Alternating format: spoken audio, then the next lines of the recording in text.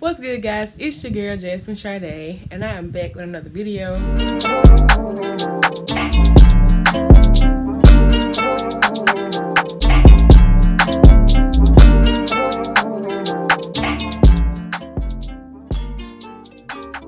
Ryan Little.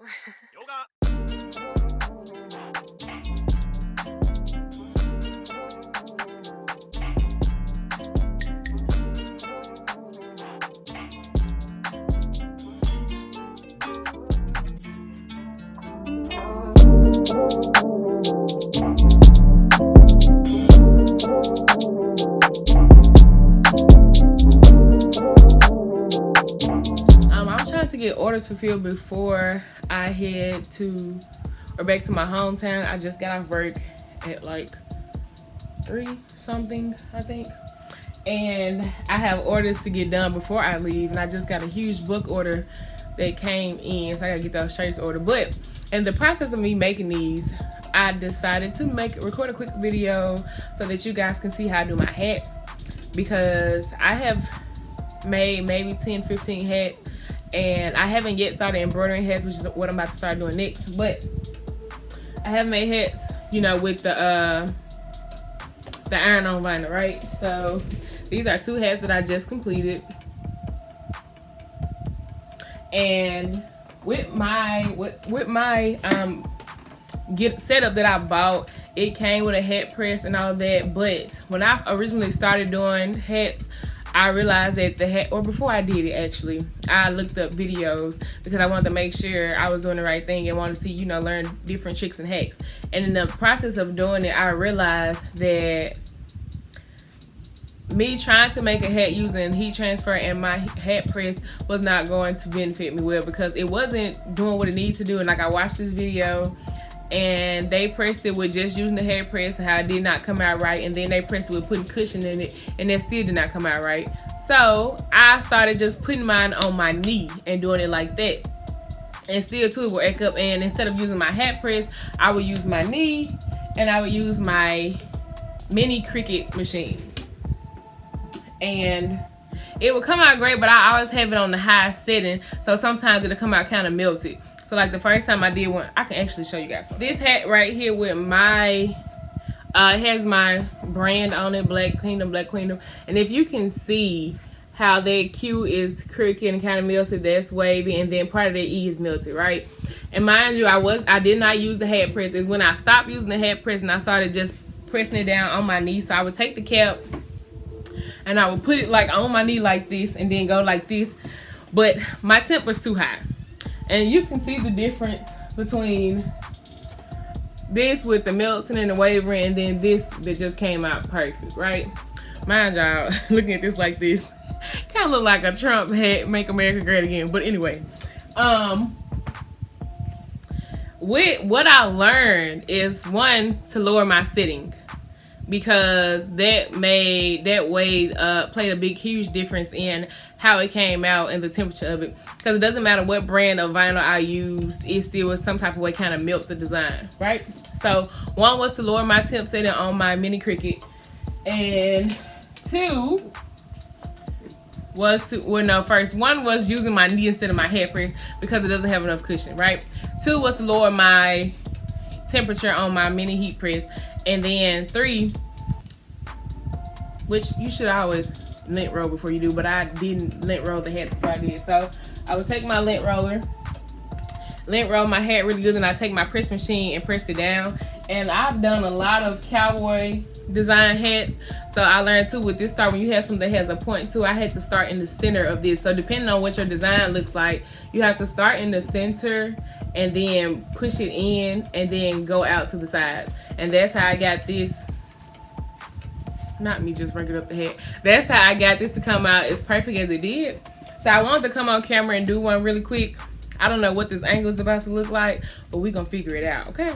All right, so I have one more cowboy hat to make, which is actually gonna be perfect since I told you guys how I'm doing the center part. So let me readjust, and then we can get to doing that, okay?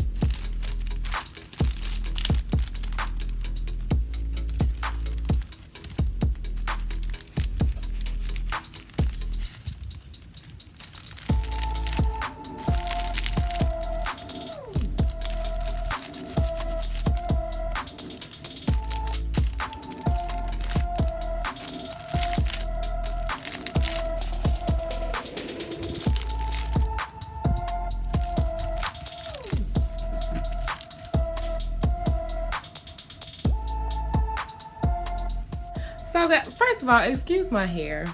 It's been a while, and I had to go to work today, so I just quickly braided it. So this is what the head came out to look like. Now it's all flat and pretty. And something that I noticed too when I started making them using the heat transfer vinyl, no matter what brand of vinyl I use, no matter what temperature I use, when I adhered it to the head, only some pieces would adhere, and then as you peeled, you would have to peel it slowly because like it would still be stuck to the covering of the vinyl, and so then you have to go back and re-iron it. But that is the technique that I have used, or a technique I have learned through trial and error of how to smoothly get my hats to come out. And my vinyl doesn't melt because I lowered the temperature. It lays down flat because I started out in the center. And clearly, you know, pressing it or doing a heat, gliding over it with the heat before you press it works out too. This hat is just leather, so it was much easier to do as well. But yeah, so not me throwing other people's hats, guys. I'm also looking in the camera too.